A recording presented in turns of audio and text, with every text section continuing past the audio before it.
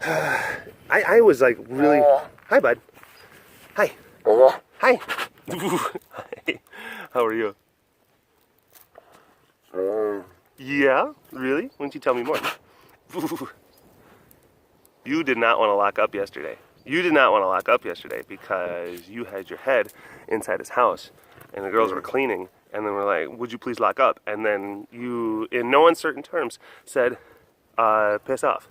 Go away. And we're like, okay. So had to wait to clean your enclosure. You were being a stink butt, Mr. Man. Yes, you were. But yeah, certainly down with the HP. Read the books. Read all the books. I sorted myself into, and I mean, it's like, actually, I read all the books. I haven't seen, it's funny, I read all the books. I haven't seen all the Harry Potter movies.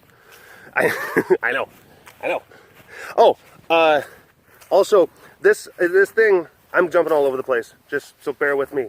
But this thing, it's like, I think the website's like spirithoods.com. There was a Pride member, her name is Samira. She's from Caterham, England. And she sent it to me. She just said like, hey, I got a thing for you. Just send it. There we go. And I'm like, oh, I can't wait to see it. And then I came and I'm like, sweet. And it's this company. They sell these things, and then a portion of their proceeds it gets donated to like animal-related charities, which I think is a pretty interesting business model. I've actually been developing a similar one for the past year or so. So, you know, maybe in the future we'll see about that. But anyway, yeah, thank you very much, Samira. Thank you very much. I like free stuff. Free stuff is great. But read all the Harry Potter books, and I was big into Lord of the Rings for the longest time. I read the Lord of the Rings books, but this is gonna be my hipster moment. Like, I read the Lord of the Rings before the movies. I read the Lord of the Rings before, so like I knew like everything, all the characters before. Oh, and I was so into it, and like I had Tolkien art books, and I had the Legendariums, and I was there was Tolkien like encyclopedias. I got really deep into the Tolkien fandom. So like once Harry Potter started getting big, I was just like, that's for nerds. Like, that's for nerds. Capital Nerds.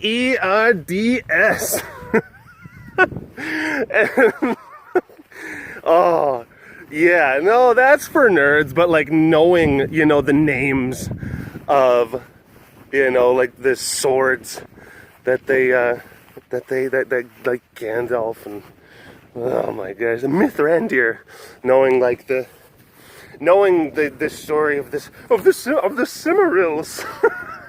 That wasn't nerdy at all. But yeah, no, I can't remember. It was I started reading.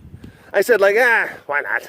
I started reading Harry Potter, and the first one I'm like, that was a good and serviceable book. Like, I didn't have like an exceptionally high opinion of it. I was just like, it was good. It was all right.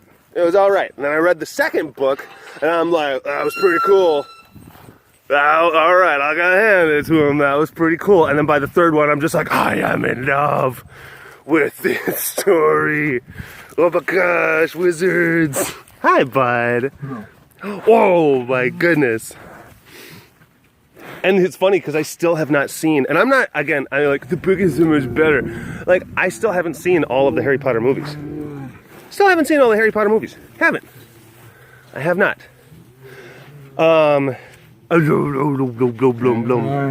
Still have not seen all of them. There we go. Nice. But I'm certainly not one of those that's like, oh my gosh, the hipsters. Because yeah, no, I know that some people, that's all that they know about the universe is like through the movies. They change so many things. Yeah, it's because they're two different mediums. You can't tell like the entire story because then you're basically saying like, okay, it's going to be a 17-hour movie, and of course some people are like, I would like that.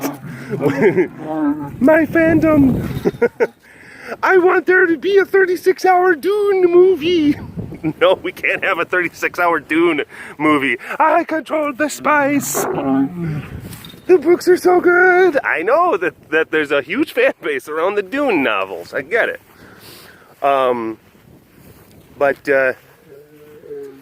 Oh yeah, I was way into I read all the books and then read the play, The Cursed Kid. Went to Pottermore. I sorted myself. I'm in Ravenclaw. My Patronus is a black swan. And I also recently just sorted myself into the Ilvermorny house. I'm a Puckwudgie. Yeah. I am a Ravenclaw black swan Puckwudgie. There's some people who have like, I have no idea what any of this means. All I know is that I have lost a lot of respect for you, Derek. Don't judge. Don't judge.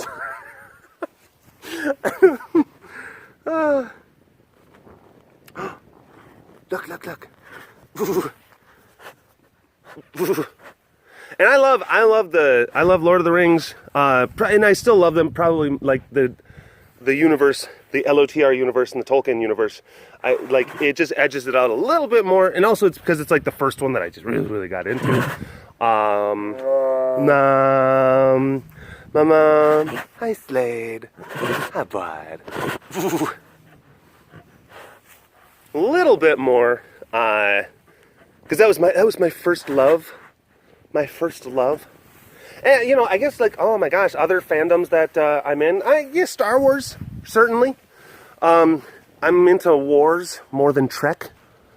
Into the Star Wars more than the Star Trek. But I admire Star Trek and what it accomplished and what it is. Oh, it's probably too cold for the lemurs. Actually, no, there's one little poking its head out right there like, hey, what's going on? Who's making noise out there? Hey. What's up? Hey, it's gonna, there's something making noise out here. Really? There's something making noise? Yeah, where? It's this guy. This got a weird thing on his head. Oh, God, look at it. What's his story? Hi. Yeah. I think they are a little bit kind of like concerned with like, what is that thing on his head? What is that? That's something making us. Yeah, it is. Yeah, this guy. But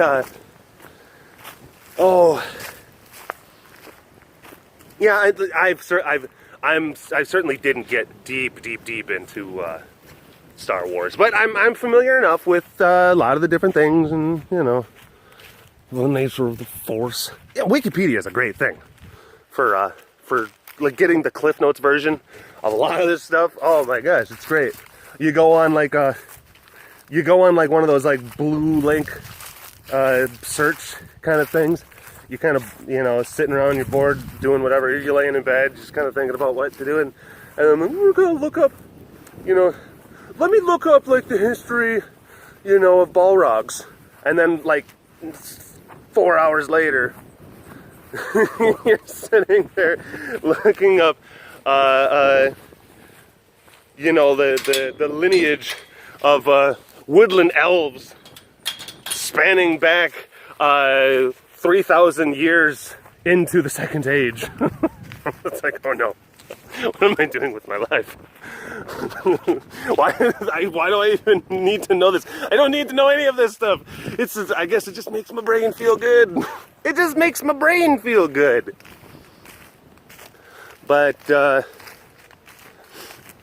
yeah. Big into the Tolkien. Big into the Tolkien, into the Harry Potter.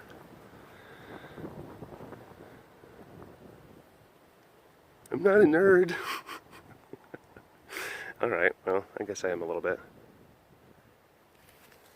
That's why I feel like I can make fun of nerds, because I am one.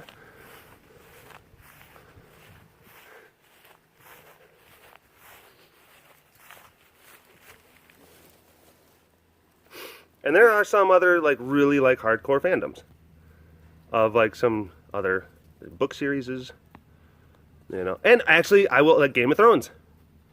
Gotten deep into that.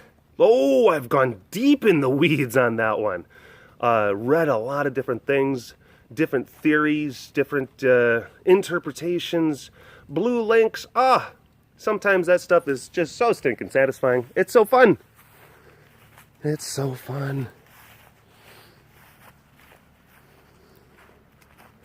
And love the Lord of the Rings movies. Wasn't exactly impressed with the Hobbit movies. They didn't need to make 3. They did not need to make 3. And it's like, and I get it. Like some people, some of the purists, as far as Lord of the Rings were concerned, they were just like, oh my gosh, I didn't. You know, they changed this, and you know the motivations of Aragorn were different in the book, and there was no mention of Tom Bombadil, and some of the characters, you know, where was Glorfindel? Goodness gracious, they gave Arwen a much more pronounced role, and this is just like they changed so many things. Again, you can't, like, movies and books, they're two different ways of telling stories. And like I love the movies. I love both the books and their interpretation of the books, and I love the movies. And they took so much time and they took so much care into that. And and it's like, I understand in reading about like the production of like The Hobbit, they kind of had to slap that one together a little bit more haphazardly. You know, Guillermo, is that how you pronounce it? Director Guillermo del Toro. He was the director of The Hobbit, and he was actually going through the process of getting that thing all produced and whatnot. Tess. Hi, baby, look at you. He was in the process of getting that whole thing produced, and then it was taking too long, and then he had to back out of it. Kind of sort of last minute.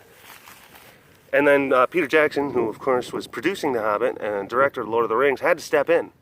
They couldn't find another director to take his place, so Peter Jackson had to step in. So it's like it was a really kind of cobbled together kind of thing, last minute, and you could tell. I think that The Hobbit, for a lot of the Lord of the Rings fans, was kind of tantamount to the prequels. For Star Wars, because like the original Star Wars, like everyone loved it so much, and then like the prequels came out, and don't get me wrong, the prequels had like good things about them, you know. I mean, yeah. Oh man, Anakin, because he was super, so great. I don't like sand; it's so sandy, and it gets sand in places that sand should not be. But beep. But yeah, I think that The Hobbit was kind of Lord of the Rings version of the Star Wars prequels, where a lot of the people who are deep in the weeds were like, no, it is not a faithful adaptation. Funny thing about the Hobbit, the book, not the movies or anything like that. Funny thing about that is, and Tolkien, you keep in mind, like Tolkien, he had been writing so much stuff about the backstory, about you know, just the universe that surrounds the Middle Earth and everything. He'd been writing about that stuff for decades, since the beginning of since the early part of the 20th century. He was actually a World War I veteran. He was an officer. He was an officer in World War I, and he saw like the machinations of war. He saw like the absolute like catastrophic devastation. He was in the Battle of the Somme, which is one of the largest and bloodiest battles of World War I. Hi, baby, I done. And he incorporated that. Into his writing. You know, so like how the orcs went through and how they just laid waste to the world, to the land, and just how they had like little care or little regard for life. And like the orcs were like this representation of like the dark side of humanity, and the direction that we were taking with like our mechanized like war and how devastating it was. It's so great. Like, the symbolisms. The symbolisms. Lucci. And of course he was there to watch the rise of Hitler in the 1930s. I mean, he was Tolkien's from England, and he was right there, like next door, like seeing this guy over there. It's like, oh geez. What?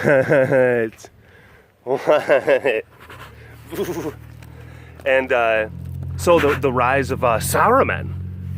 The rise of Saruman is very reflective and analogous of the rise of Hitler. So there's like these different parallels, these different historical events that influenced his writing, and also he was a linguist at Oxford. That's why he was able to create all of these different languages, and the languages actually make sense, and the languages actually work. You know, different, like two different types of Elvish, Dwarvish, Orcish. Yeah, this is ridiculous. I mean, the guy was a nut, and he was just writing all of these backstories, and like his family, there's so many things that like just never were published that were published posthumously or posthumously. Look at.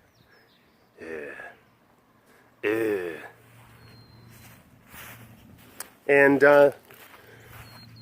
like his son Christopher Tolkien had to like take all of his dad's notes, just volumes and volumes and volumes of his notes and letters that he had written to other people, explaining certain elements and certain aspects of Middle Earth, and then he had to assemble it and put it into like the Book of Unfinished Tales and like different additions to appendices and like the Silmarillion.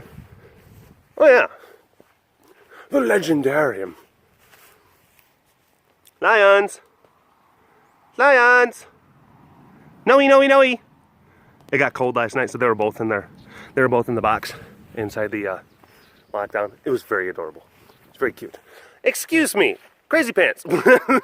Where? What? She was right here. She was running up, and then all of a sudden she like vanished. Oh my gosh. Did she apparate? Oh goodness, I think she just apparated. Da, da, da, da, da, da, da, da, where is Selena? You nut. Hey. So Tolkien, he wrote The Hobbit.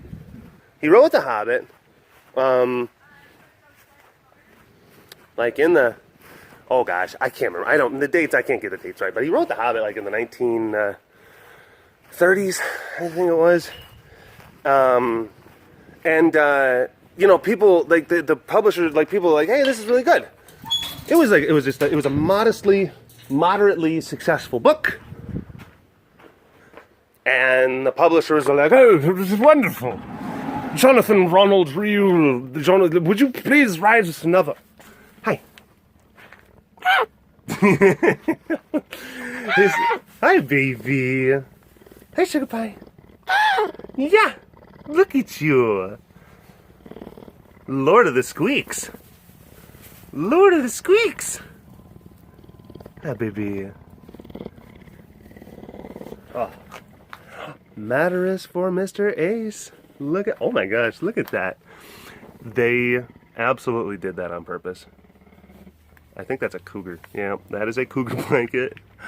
That's a cougar blanket for Mr. Ace. Oh my goodness, stay away from my cougar blanket. What?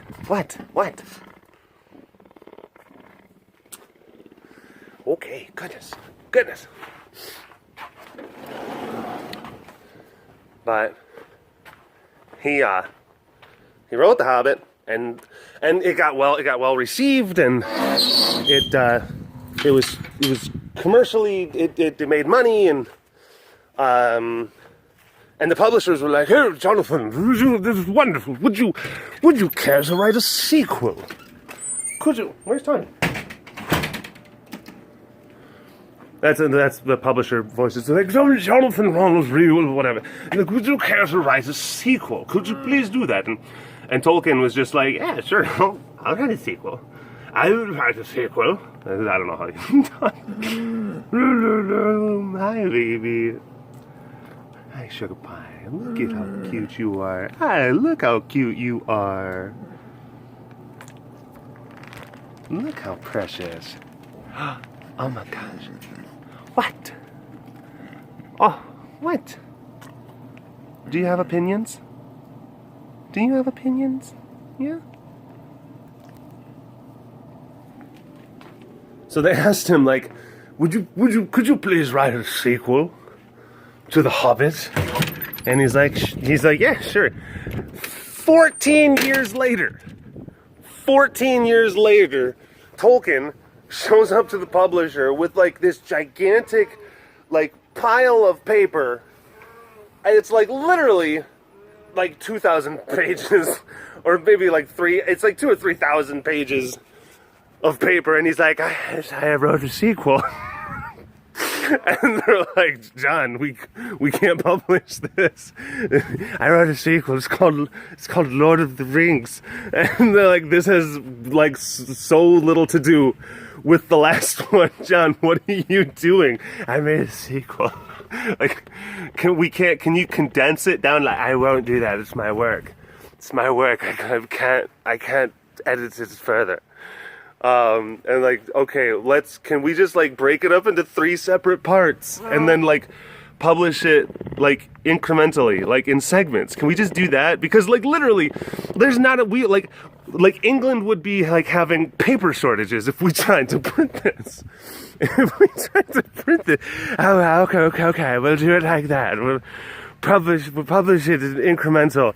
And then they did. So they did that, and then by the time Return of the King was getting published, like, he came back to his, like, and I'm not even making this up, like, Tolkien went back to his publishers, and he said, like, "There are major elements of the story that I would like to change, so I need to rewrite the first 2 books." And they're like, "John, no, that we are not doing this. This is not happening.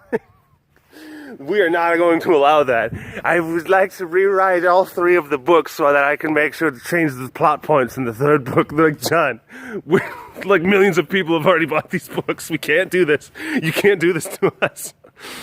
Yeah, he was crazy. He was a crazy guy, but he did such an amazing job of like putting together all of this stuff. Oh my gosh, I could talk a little bit more about some of the different analogous kind of things, you know. And how the book, in a lot of ways, especially for the time, it was actually a somewhat progressive kind of telling kind of thing, because it dealt with things like gender equality and race relations and stuff like that. It really was just like how the dwarves and the elves hating each other were again like analogous for you know, the silliness of racism and stuff like that. Like, he wrote about this stuff, like, back in, like, the 40s and 50s, which, that's pretty ahead of his time. So, it was interesting. All that stuff. Yeah, love it. Love it. And how, the riders of Rohan were like, this thing, because, like, you know, how England, oh gosh, like the English armies like didn't have like mounted cavalry, you know, back during some of like the key pivotal wars like between England and France. And if the English did have like a more pronounced horse culture, then English culture would be a lot more different. So he actually wrote, like, he created the Riders of Rohan to like, this is what we could have had and should have had, and it was just all sorts of really cool stuff about the backstory. I'm getting into the weeds. Oh, I'm getting so deep. Anyway, it's like 29 minutes. talking about nerd stuff. If you would, please go into the comments section, and there's a lot of different fandoms out there. There's a lot of different fandoms and a lot of different book series, and there's a lot of different things. Talk about like the ones that you like. If you're big into Star Wars, yeah, say that. And then if one person's big into Star Wars, then like go ahead and respond to them. Like you can have like different little kind of comment threads, like inside the comment sections. If someone is really big into Supernatural, of course, like say that.